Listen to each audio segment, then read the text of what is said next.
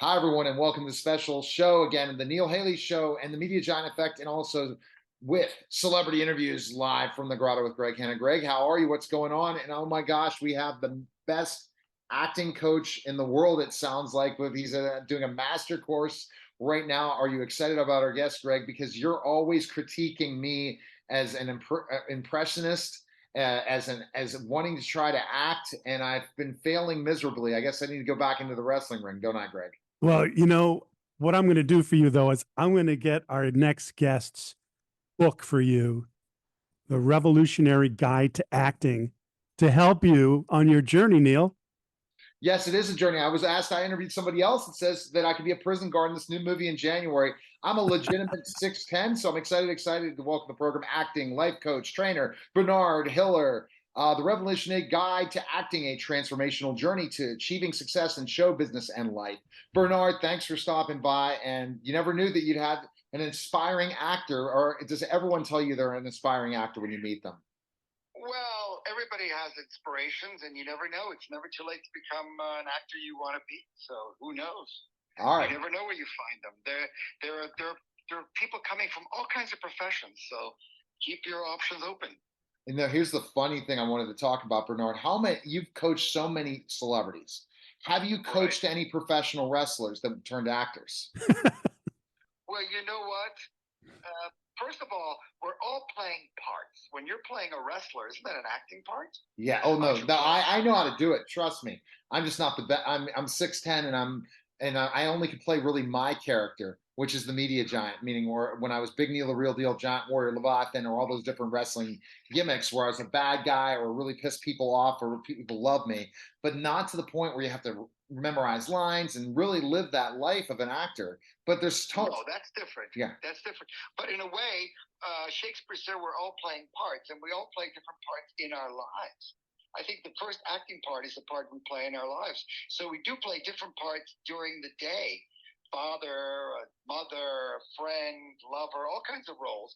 And a wrestling part is also a part. But if you want to be an actor, that is a certain role that you need a certain type of craft and technique. No question about that. All right, Greg, you got the questions. Start hammering them out. Well, I'm pretty excited to ask you this question. I see some pretty amazing artists that you work with as clients. Um, from all the A-listers that you do work with, were there any of them that weren't as coachable as you were hoping? Well, you know what? Here's the thing about all the stars, including business stars, because I coach a lot of business people, all kinds of different people. Successful people always ask for help because asking for help keeps you strong. And remember, when they're calling me, they want to learn, and I have to adjust myself to be able to bring them beyond even their what they expect is possible. So that's the kind of thing that we're doing. We're Excellent. going past their possibilities. That's powerful. And that's such a thing that you think about, always asking for help. Because I remember as a professional wrestler, I wasn't humble enough. I'm going to be 50 in January, but when I retired from the ring in about 30, I didn't I was about 6 or 7 years, went on to become a teacher, and then the whole media thing after that. But what I learned was I didn't really want to be critiqued. I really didn't want to ask for help. And I think that's the key thing of being a great working actor, is feeling the willingness to learn, the willingness to make changes, and the willingness to be flexible, especially on the set, right? Absolutely. You have to understand that all the great actors, well, let's start with Al Pacino. Al Pacino's been going to an acting coach once a week, every week for 35 years because he wants to get better.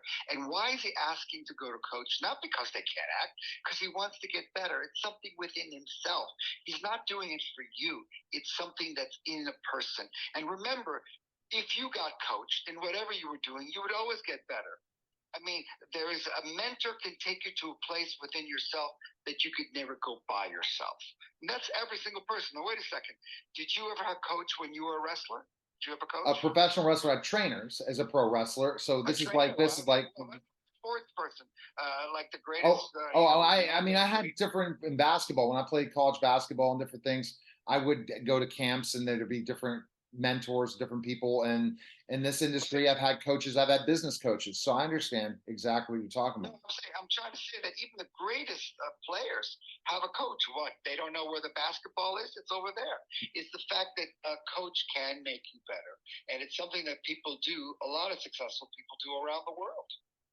They've learned, Greg, the coaching is very, very important to success. Right. You find the right people, right? Yeah, 100%. You know, I have like 3 business coaches. I've got a CEO coach, I got a marketing coach, you know, and then I have a sales coach. You know, what type of coaching or what type of businesses do you work with, Bernard? It's very interesting. Well, you know what, I work with actually for public speaking, for people who would like to have dynamic public speaking, because the moment you stand up, you come into my arena. And the idea is people are not as powerful speaker or communicator as they would like to be. So I use my acting techniques that I use on the big stars to make dynamic speakers of CEOs or managers or public, athletes. I work with a lot of athletes as well. And, the art of communication is an art. And unfortunately, a lot of people are not very good at communicating.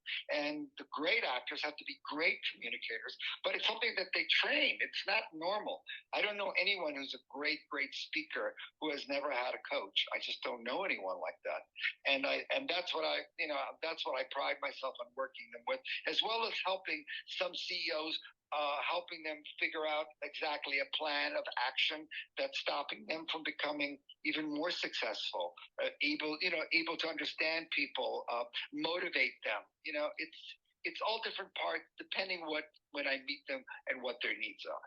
And I learned that specifically, Bernard, learning how to speak, especially cutting promos as a wrestler from Jerry the King Lawler, different people like that. I worked with Lawler back down south when I was there, and learned specifically from other mentors of how to do it. Then once I found my character in wrestling, I was the very best at the end of my career because I became who I was and me when I was cutting promos. And if you look at the greatest wrestlers, you look at the greatest speakers, they literally aren't, they can just go. They can just go with the flow.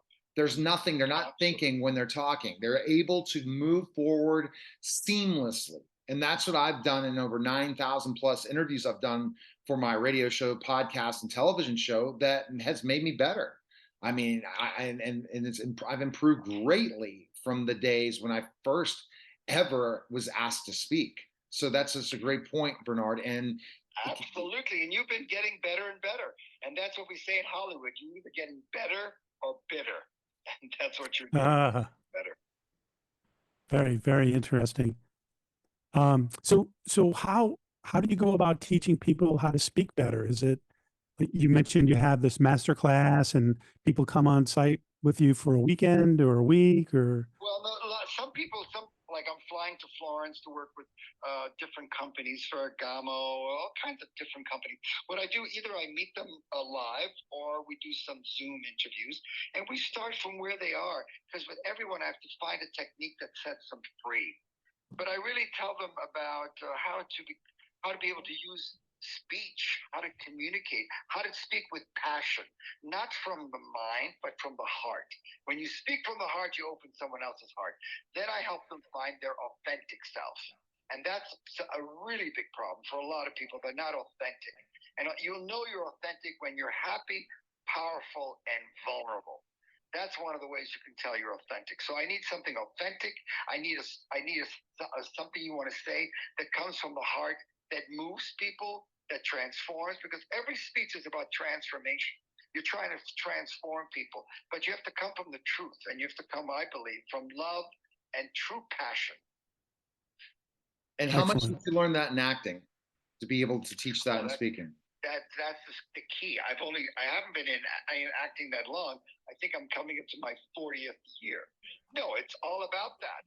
The great people that you love are people who are very passionate and can communicate a song, if a performer, all these things. It's anything you like. I mean, what's the greatest thing about even Martin Luther King? His passion, how he speaks, the truth. I mean, when he says something, it resonates through you, and that's what I'm saying. It could be taught, but you have to have You have to have something to work with. But first, you have to find your authenticity. You have to find a story. You have to be able to know how to communicate what you want to say. And you have to make it in terms, make it also when you speak, it has to be visual. People like to see pictures. You got to tell a story. And it can't be like a salesman. You can't, people don't want to be sold. Tell them a story. Tell them how this could help, how this has helped you. Personalize it. Come from you. And come with something that really helps them in the long run. It has to be a win-win for both people. Because you think about your audience, Bernard, right? Yeah. Who you're speaking to, the audience, and Right. their pain points, and what's Right. going to drive them to want to stay. One quick story: back in the day, I was on Clubhouse all the time when Clubhouse was pretty good. It went downhill, but when I was there, it was the heyday of Clubhouse. And when I spoke in rooms, the rooms kept growing in size. So you could literally know if you're being successful when you're speaking on stage or not successful Right. by if people are coming into the room being announced, hey, he's speaking or not speaking. And that's where you're able to tell a good speaker from a not a good speaker in Clubhouse when it was its heyday. You literally That's knew right. when somebody talked. If less people left, people were leaving, you're not doing a good job talking. You better as well change they're not enjoying your story or not enjoying your thing. It's not about talking, it's what you have to say. And you have an honesty that I can hear. And once you have an honesty and a passion, I can tell that you're a very committed and strong human being. You have certain specific points you believe in, and people pick up on that. Remember, it's when we're listening, we're not just listening with our ears, we're listening with our heart, we're listening with our entire body. Mm. All right, Greg, I know you're going to Yeah. ask a successful question, right? All right, here it comes. Well, Bernard, you are a fabulously successful man and done some amazing things and continue to do so. You know, for myself and for those who listen to my podcast, what's the one most important thing you've ever learned? Say the question again. What's the most important one? Yeah, what's the most important thing you've ever learned? The most important thing I ever learned was to figure out why you want something, why you really want something. The most important thing I learned is not to focus on a dream, but what I learned most is what kind of a person do I need to become to achieve what I want? A lot of people think about what they want, but they don't think about what kind of person they need to be. And the sentence that always hit me, that I never forgot, is that if I want to achieve what I've never achieved, I have to become the person I've never been. I'm constantly trying to become.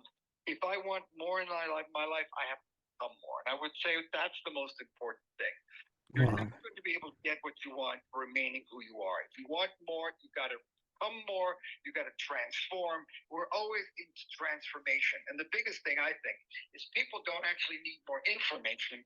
They need transformation. Oh, love it. That is such Fantastic. a great thing. Where can people purchase your book and learn more about you, Bernard? What's the best place? It's everywhere. Everybody can get books from Amazon to Barnes and Noble to anywhere in the United States and around the world. And right now I'm actually in Europe doing some classes and some book tours. So it's all going great. And I wrote the book to share the knowledge to help them. It's really about helping people become who they really like to be from the inside out. Love it. Thanks, Bernard. We appreciate you stopping by. Anytime. Have a great day, bud. All right. Thanks so much. Bye-bye. You're listening and watching the Neil Haley Show and celebrity interviews live from the Grotto with Greg Hanna. Take care.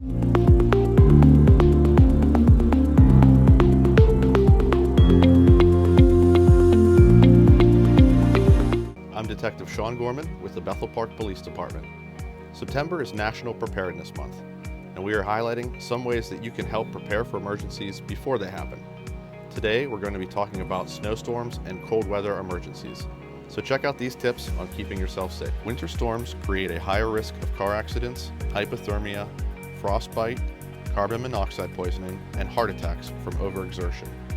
Winter storms and blizzards can bring extreme cold, freezing rain, snow, ice, and high winds.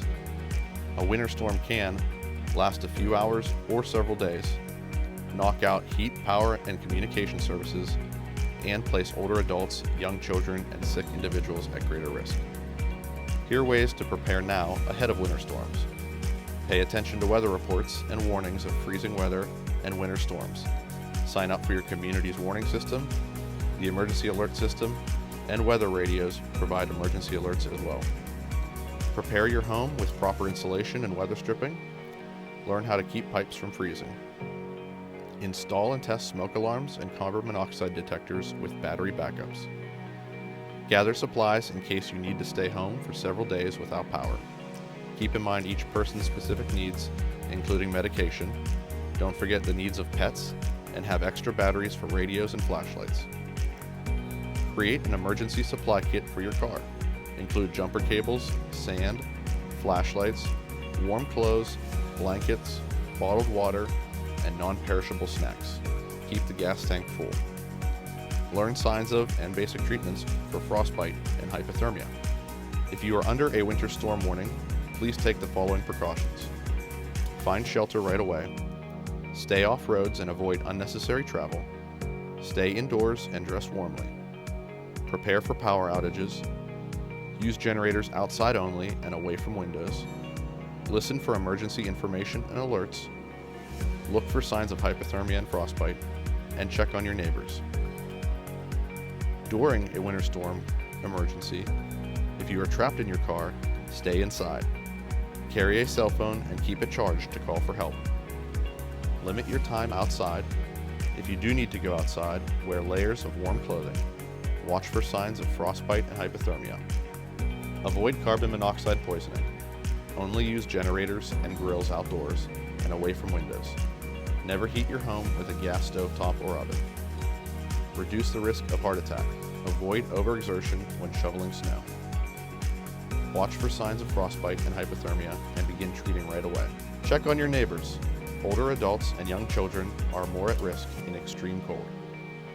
Lastly, we want you to recognize and respond to the following cold weather symptoms. Frostbite causes loss of feeling and color around the face and extremities. Signs include numbness, white or grayish yellow skin, and firm or waxy skin. Actions include going to a warm room, soaking in warm water, use your body heat to warm. Do not massage or use a heating pad. Hypothermia is an unusually low body temperature. A temperature below 95 degrees is an emergency. Signs of hypothermia include shivering, exhaustion, confusion, fumbling hands, memory loss, slurred speech, or drowsiness. Actions include going to a warm room, warming the center of the body first, including the chest, neck, and head, and keep them dry and wrapped in warm blankets. If symptoms are severe, call 911 or Bethel Park Dispatch at 412-833-2000 to request an ambulance. For more information on how to plan and prepare for disasters, please visit www.ready.gov. Thank you for listening, and remember that Bethel Park Police is always there for you, any time of day, at 412-833-2000.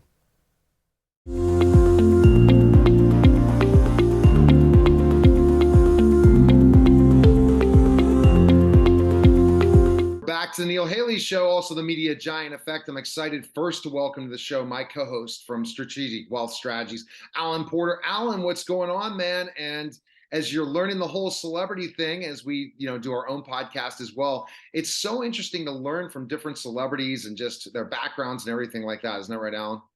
Absolutely. And Granger, it's a pleasure to meet you. I've reading your story with PureFlix and everything, the movie, and there's so many things that I connect to personally, and I just like to hear about how this has affected you.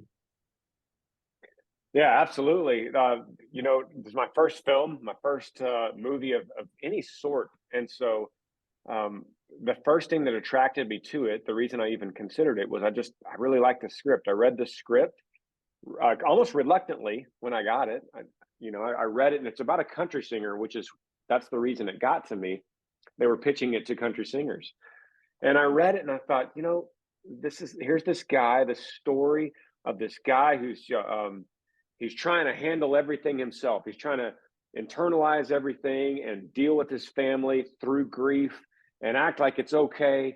And meanwhile, he's a wreck. He's falling apart. He's losing He's losing his career. He has no creativity. He's losing his ranch. He's having to sell it off piece by piece. And I thought, man, how normal is that for a guy to try to take on the world and protect his family? Meanwhile, he's falling apart himself. You've had that point, Granger, as any country music star, anybody that get to stardom, there is that rock bottom point. Can you tell me that rock bottom story? And we'll go back to the film, but I think it always relates when you play and act a specific part. There is truth to it in so many ways. And the most successful people in the world have to fail many times till they finally make it, like you've made it in country music. Yeah, and I think a good actor, which I'm not in that category, but a good actor could probably just play anything, even if he's never been on rock bottom. He could probably just play it. But fortunately, I guess for the director, they cast a guy that actually has seen rock bottom. For me, that was a personal experience. My wife and I lost our little 3-year-old boy, River, and it was the most difficult thing we've ever been through, and the journey back from that, through that, forward from that, has been an incredible story of redemption, which is partly I was able to use that for this film. Wow. And so that's a surprising one. I thought we'd have a story of a country music launch and rock bottom, sleeping in your car, but that one's more tragic. It's family, it's a challenge, and you could really reflect on this character from that, it sounds like. And that's good, because character acting is such an important thing if you have some sort of relationship to it. Sure. Yeah, I'll take sleeping in my car any day over that. I would no doubt lose one of my kids. That would be heartbreaking to the level. And my prayers are with you. Go ahead, Alan, with a question. Well, River, I kind of resemble something like that, because my son over 13 years ago became 100% disabled. And then 3 years after that, his wife, Lynn, of age 39, the mother of my 2 granddaughters, calling up January 5th, 2010, I'll never forget it. She said, Alan, I've been diagnosed with stage 4 pancreatic cancer. They give me 6 months to live. Well, Lynn died about a year later. But during that time, my daughter had given birth to her 3rd grandson. And she called me up. She said, Dad, I got breast cancer. And had a talk with her husband one night. And he's a doctor, and she's an oncology nurse. And he said, Alan, I think she's going to pass away. And so she's 9 years cancer-free now. But I cannot imagine what you went through, losing your child before you die. Well, what we do, I couldn't have imagined either. And what we do, humans are incredibly resilient, and we see that through our ancestors. We see that in our past, and what we do when we're faced with the ultimate trial is we just continue to move forward. We can't move on, but there's only so long we could just lay in our own mud. And at some point, and that's what the gospel calls us. That's what Jesus called us to do too. It's always forward. It's always follow me. It's always moving out and up and forward. And ultimately, we can only sit on rock bottom for so long before we realize it's time to move. You're exactly right. Exactly. Now, with the film and everything, the story, he hits rock bottom, and it's a Christmas story for sure, but really gives a lesson, right? Without giving it away, the lesson's really there in this film, right? To let people know specifically what to do through this. Yeah, the character in the film is grieving the loss of his wife. She dies 2 years prior to when the film starts. And this guy's just trying to handle everything and act like everything's okay, but in reality, he can't deal with Christmas. He doesn't want to put up Christmas decorations. He doesn't even want to have Christmas, which resembles a lot of people today. Christmas is such a time of joy and happiness and family, but it also represents a time when a lot of families are missing someone at their dinner table. There's an empty chair, and a lot of people are thinking, you know what? I'm just ready for Christmas to come and go, to be over it, so we can get past this and get on to January and forget about this loss in our family. And it takes his daughter to finally break him down. Ironically, this little daughter, this little fragile daughter that breaks down the man and says, Daddy, it's time. It's time to It's time to move forward. Mhm. Oh, that's powerful, and it's a powerful story, Alan, for sure. Yeah. But what I love about PureFlix, it's they're emotional stories, and I can't wait to watch your film because I watch it probably once or twice a month, and every time I watch it, I get very emotional. I cry a lot, but when it's done, it's an experience people need to understand, and a lot of people don't. They don't understand what you've gone through, what I've gone through. But when you can show it and show people there's a light at the end of the tunnel, it's a big difference for them. That's exactly right, Alan, and that's what I hope with this film, that it'll sneak up on people. People accidentally sit down and start watching it and not realize that they're going to be wrangled in emotionally, and they'll be able to relate to it, or they'll say, "This story is me," or "This story is just like my father or my brother or my husband." But they'll say, "I could relate to this," and they'll stay with it to the end to see the hope that the film has. Now, Granger, is this was your first acting experience, or have you done acting before this? First acting, first film, first everything. Are you going to be what's next for you in acting? Are you going to look to go take acting course classes and stuff like that in films? Or with your busy schedule of country music, what is your tour manager thinking? All these people saying, "Oh no, is Granger moving into being this huge Christian star now after doing this?" Is it one off, or are you going to be doing more?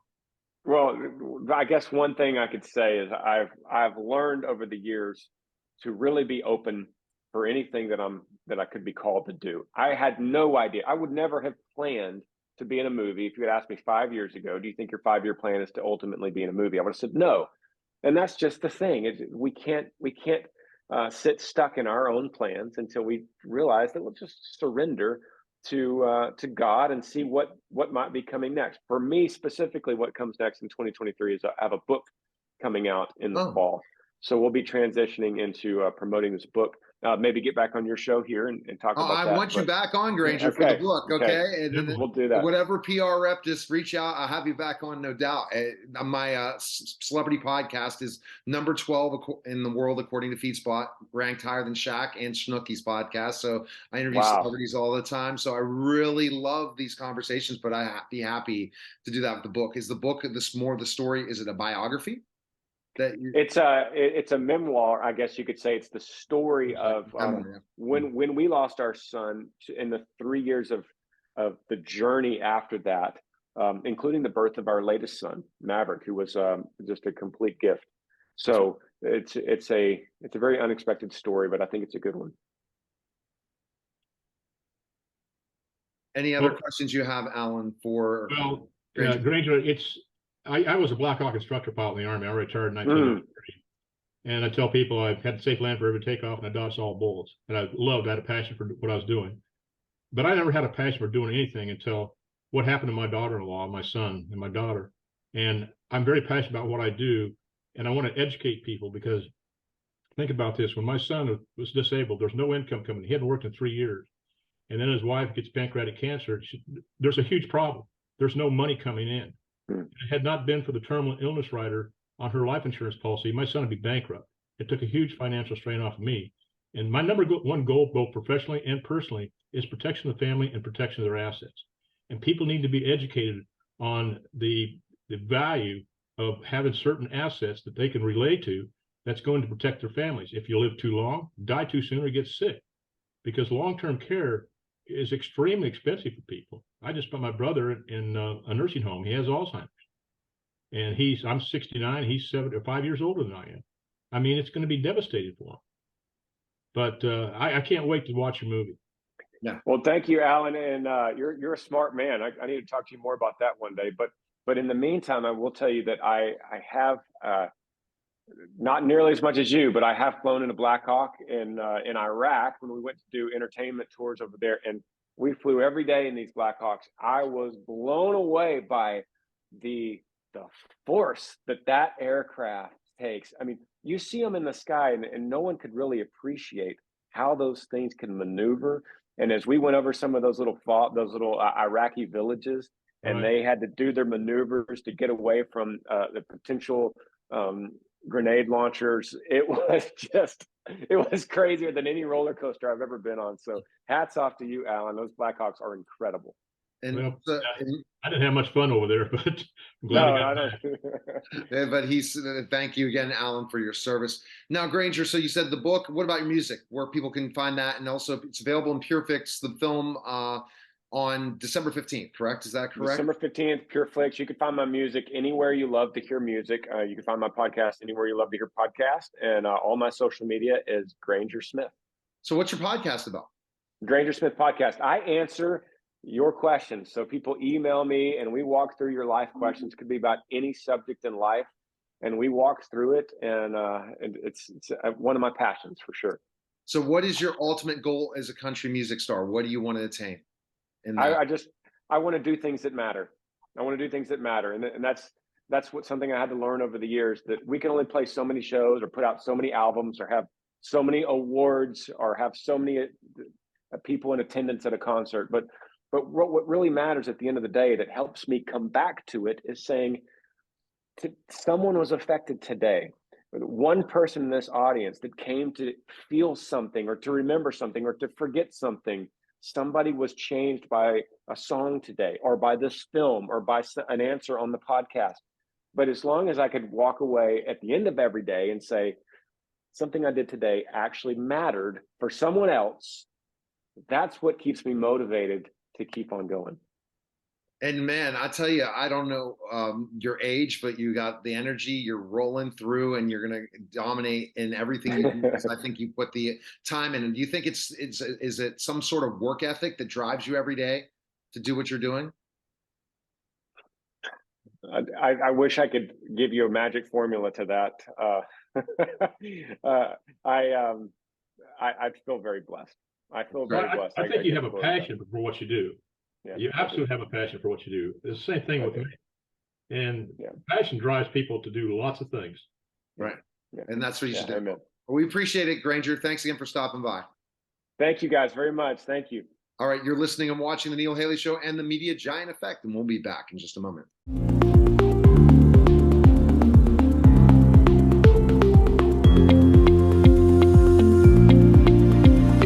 Working with BPTV has been one of the greatest experiences for me. Through these past 3 years, I've learned almost everything all around the camera. I've learned different cameras, different techniques, different mics, how to edit, how to produce. It's just been fantastic for me. And for me wanting to become a producer and editor for big time just movies and other things like that, it has really helped me with what I want to do as a career. If you are interested in volunteering at BPTV, you should definitely come in, say hi to Dave Cable. I might even be there.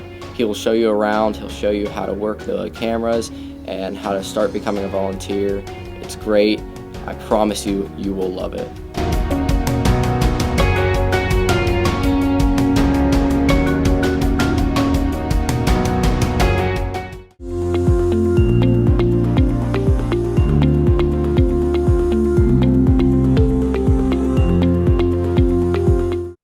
To the Neil Haley Show and also the Media Giant Effect. And it's, oh my gosh, it's Thanksgiving time, and the National Dog Show presented by Purina will be hosted by award-winning TV personalities, author, Broadway star John O'Hurley, Seinfeld and Dancing with the Stars, and expert analyst and American Kennel Club licensed judge David Fry. David and John, thanks for stopping by. It's exciting to have you back on and to talk again another year of the Dog Show. Another year, 21 years make it. Yeah, it's been wonderful. A family tradition on Thanksgiving Day. Absolutely. 21 years is amazing to think about, specifically enough in the memories and the different things. But John, there's some new things coming up this year, right? A new group that we're going to be judging, right? Well, we do. We have 3 new breeds. This is one of them right here. Oh, he's excited. Ryder. This is Ryder. He's a Moody. He is a Hungarian herding dog that was recognized by the AKC for competition this year.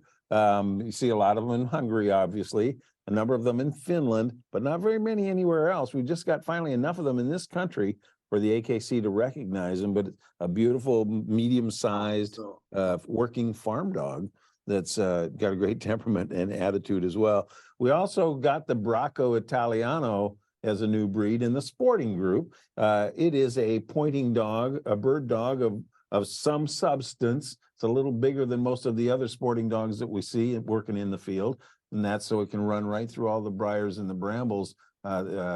This is a beautiful moving dog that's very elegant. You see them probably in a lot of artwork that looks like it's coming from the estates of the gentrymen on the continent. So we have those two, and we have a toy dog. Yeah, it's a little Russian toy, actually, is what we have. If you imagine something as diminutive as a Chihuahua, but put little papillon ears on it, little butterfly ears. That's what they are, and they have they've caught the attention of many right now. It's quite a cute little animal.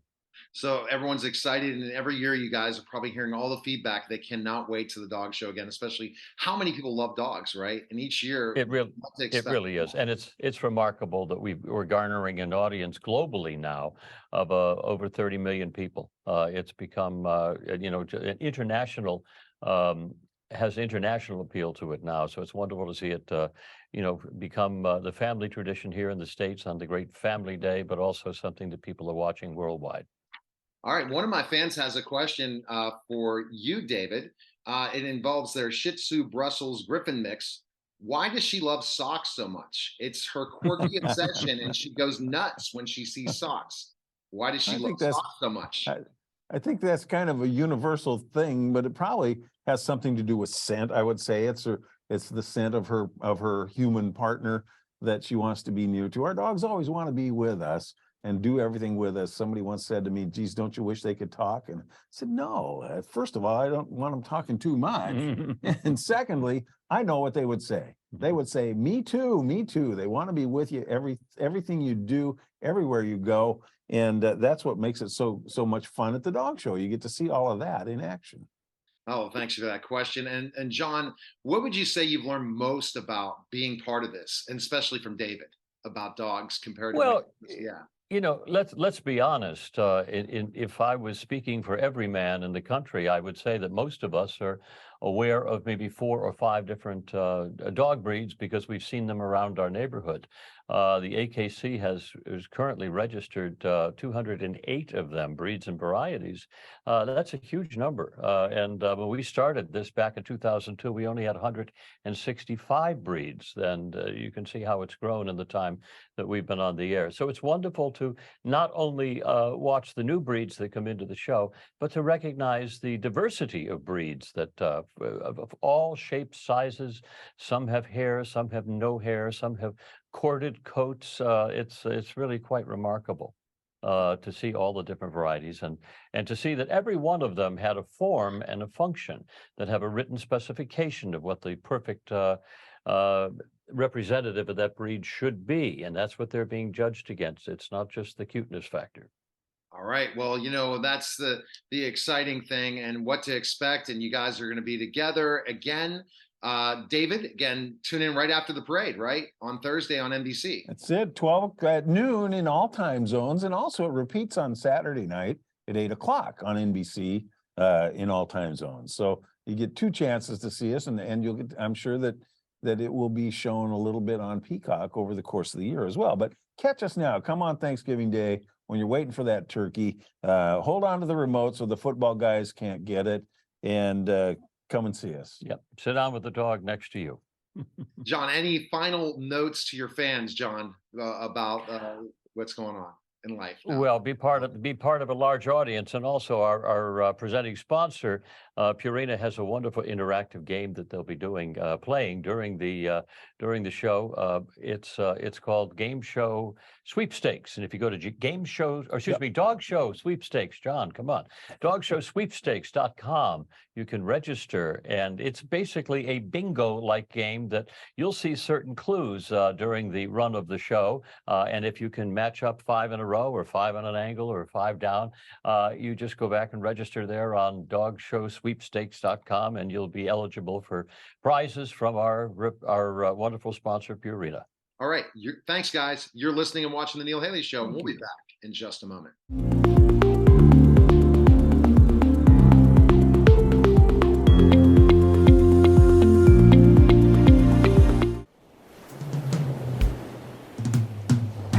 And you're sitting on your butt watching TV, and you're surfing for something good.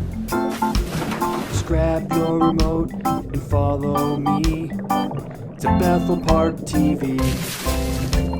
BPTV. BPTV. It's at Comcast 7, Verizon 32, and even on YouTube. Made by Bethel Park residents, it's a little slice of heaven. Heaven, heaven, heaven, heaven. Be sure to visit BPTV. BPTV. Be sure to visit BPTV. Bethel Park TV.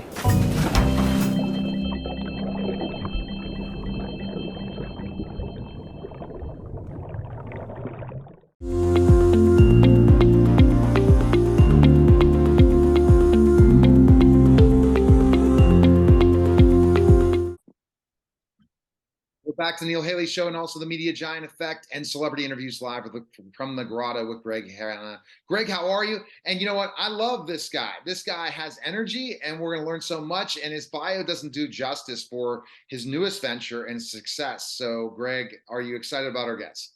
I'm super excited, even more so now.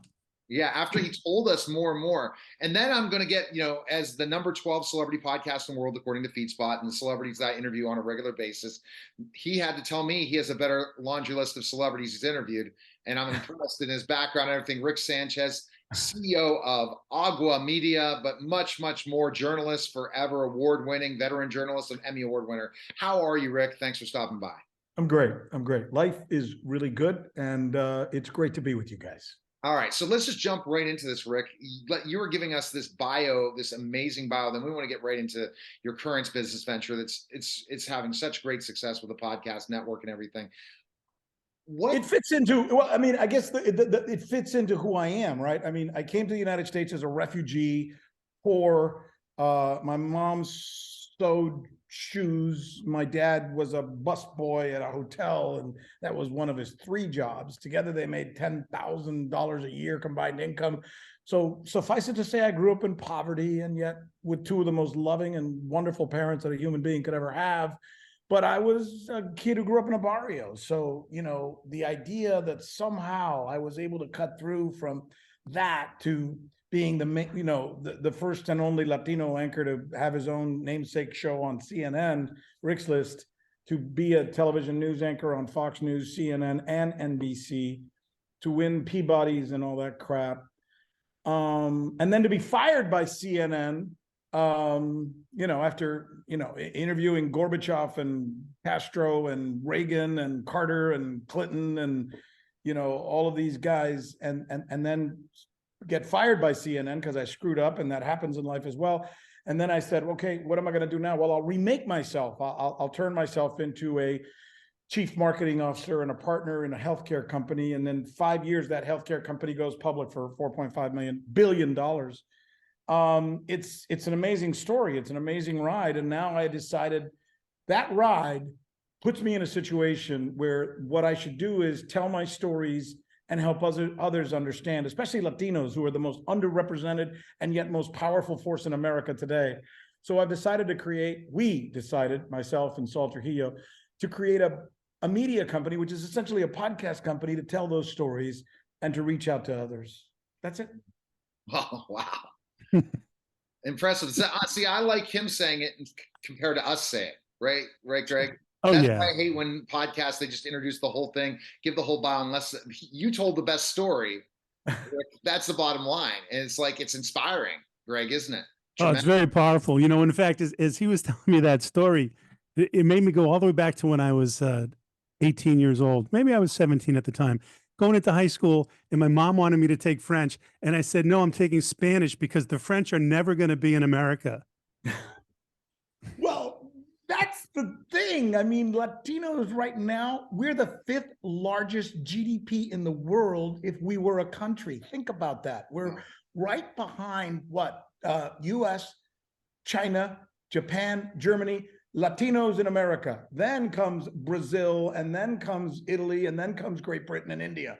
So, and we just moved up 3 places. And if you go by GDP growth, the fastest growing economic force in the world is China, then India, and then US Latinos, ahead of the United States itself. That's Wow. crazy. Wow. These amazing. are stories that are 80% of Latinos are US citizens. 95% of Latinos speak English who are under the age of 41. The common age of a Latino is 11 years old. The common age of a white Anglo-Saxon in America is 58. I mean, those are nodes, of course, which is a metric study. But when you look at these things, you ask yourself, why don't more people know these things? And those are kind of the stories that I want to tell, because those are truths. And that's why you created the network and the types of Yeah. shows that you've looked at. What kind of shows are being looking at for your podcast network? Agua Media is essentially a place for Latino content creators to be able to talk to other Latinos and others in the United States, because it's not just Latinos. You know, we kind of trademarked the term Latino Plus, which really is Latinos and everybody else out there who didn't have it easy. You know, whether you're Indian American or Asian American or LGBT American or, you know, whatever, the gamut, African American. There's a certain kind of person in the United States right now who doesn't relate to what the establishment portrays, especially when you turn on like the news channels and when you put on Hollywood. It's all crap. It's all fake. It's also unbelievably unrealistic. But there are people in America who are probably more real than a lot of that. And those are the people that we're really kind of targeting, with stories about success, with stories about truths, with stories about inside information that you can use to maybe learn from some idiot like me who's failed a lot more than he succeeded and somehow ended up okay. Well, you know how it goes. It's the people who are the most successful fail the most. Boy, ain't that the truth. I mean, That's the I learning am- lessons, right? I am the most, I mean, man, I'm telling you, Greg, I'm the most imperfect guy you'll ever meet. I mean, aside from the typical stuff guys say where my kids are always beating me up and stuff, but not to mention my wife. But no, I mean, I had the best job in America and I screwed it up at CNN because, you know, I once said something I wish I hadn't said and it got me fired. And I went from an $850,000 a year job as one of the top anchors and most highly rated anchors at CNN who'd just written a great book, to a guy who couldn't get a job, couldn't get somebody to return their phone calls, and lost his house and had to start all over again. Oh my goodness. Wow. Wow. So that's, you know. And then that's- how did you kind of get back once you hit bottom? What made you give you that, you know, just drive to say, I'm going to keep going again? And then to land what you were able to land through that.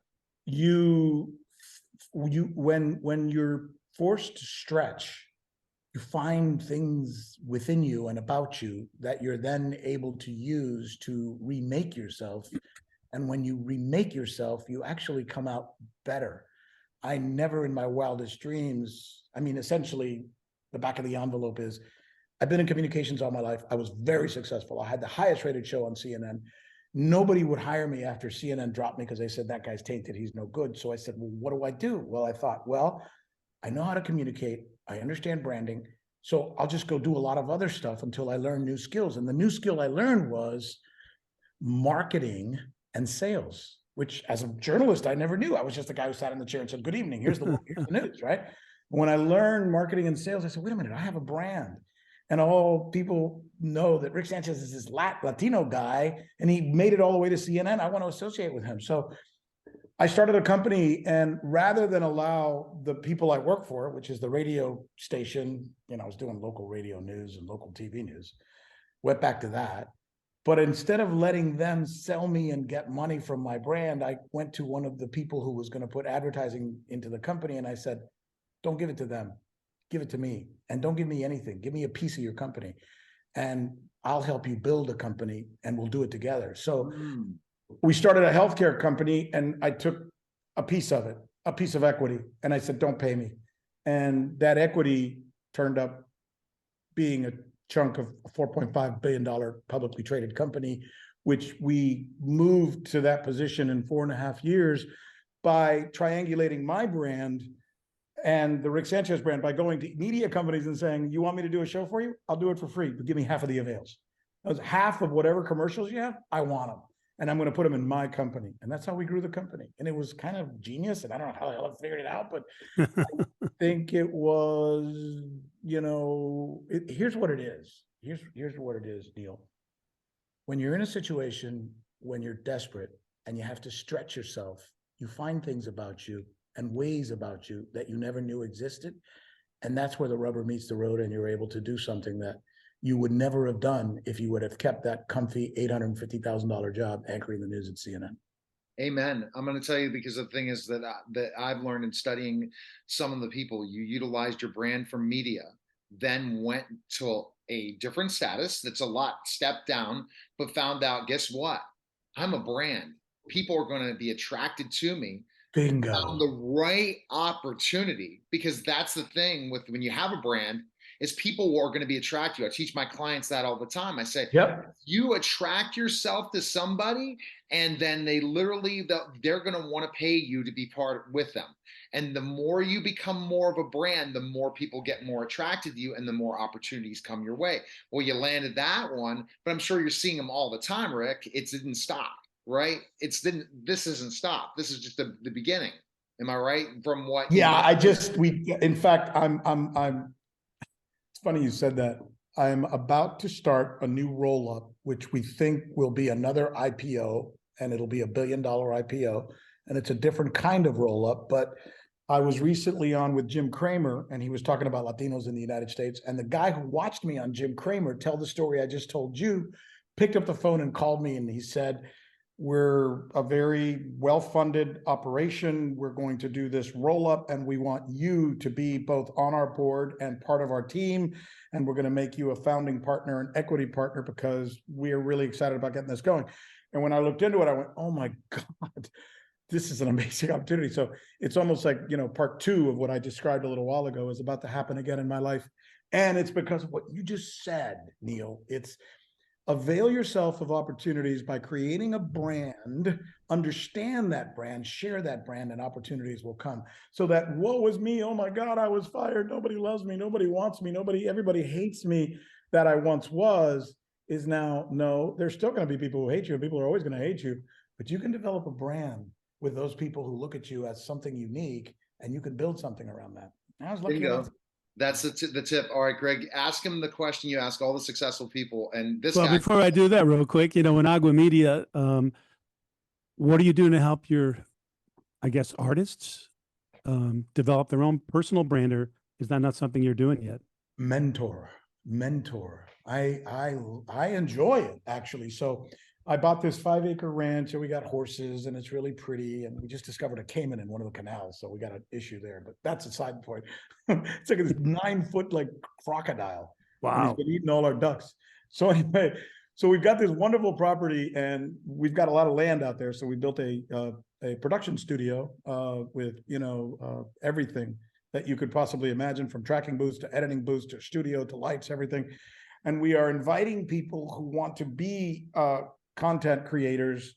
They come here, they love it because it's really pretty. And they spend an hour a week creating podcasts and creating their stories. I help fund them. I get behind them and I mentor them. I talk to them about what works for me and what doesn't. And I love that because I think there's nothing better in life than being heuristic, right? Than being able to share whatever experiential knowledge we may have and whatever wisdom we may have. So that's what I do. And I really enjoy doing it. And I'm glad that somehow the universe and God were able to put me in a place where I can help people. That's phenomenal. So the question that Neil wanted me to ask you is someone I ask all of our guests, for my listeners, what's the most important thing you've ever learned, Rick? Well, I think it has a lot to do with what we were just talking about. I almost think that if you haven't failed, find somebody to trip you so that you can fall down. When you get up, turn around and thank them for tripping you, because that fall is going to help you become better. And the only way we improve in life is when we fail. When we're comfortable, we don't succeed. So, I'm certainly not telling people that they should go out there and be, mess ups and look to fail, but look at every time you don't succeed as an opportunity to succeed. That's really been kind of the story of my life many times over. And I think that, that resilience is probably the most important thing, craft, ability, talent, skill set that any human being can have to be able to become a success. So powerful. Wow. And where can people find Agua Media? Where's best place? Anywhere, right? Well, yeah, obviously the Rick Sanchez podcast is a really cool, fun podcast that you should listen to because it teaches a little bit of whatever I know. And I do my best to try and get those ideas out there. The Agua Media podcast library, which contains a lot of stuff, is at aguamedia.com. If you go to aguamedia.com, you'll see all the podcasts that we're about to roll in, and we're going to have a lot of fun doing it. We're talking to all people, but we happen to be Latinos because we are Latinos and we're 20% of the population of the United States. Excellent. What a great show. Again, this was Neil, the Media Giant Effect, Neil Haley Show, and also Celebrity Interviews live from the Grotto with Greg Hanna. Take care, guys.